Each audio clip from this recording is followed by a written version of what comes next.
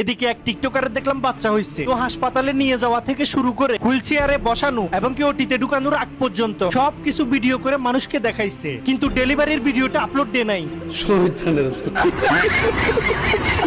ভাই রে ভাই, দিন শেষে এটা হচ্ছে ব্যবসা, সিজারের টাকা তুলতে হবে না?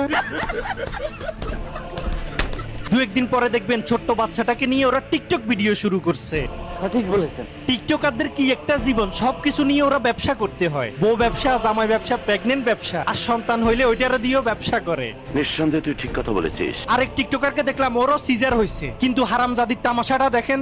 এমন অবস্থায় কে মেকআপ করে হাসপাতালের বেডে বসে বসে মেকআপ করতেছে, ব্লগ ভিডিও বানাচ্ছে। ডক্টর এসে বলে গেল যে পেশেন্টকে রেডি করে দিতে। আরে ভাই, এই টিকটকারদের মাথায় কি আসলে ব্রেন নাই? এরা কি পৃথিবীতে ব্রেন ছাড়াই আসছে ভাই? সিরিয়াস মোমেন্ট, জীবন মরণের প্রশ্ন। আর ওই জায়গায় যায় তারা টিকটক ভিডিও বানাচ্ছে, ব্লগ ভিডিও বানাচ্ছে।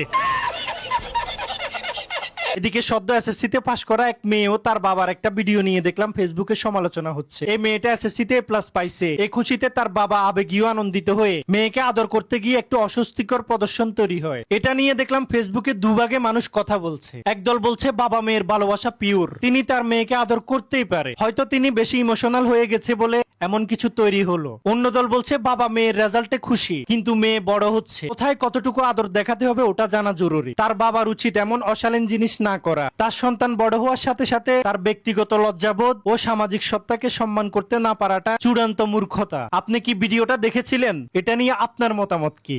আমি বলুম না, আমার শরম করে।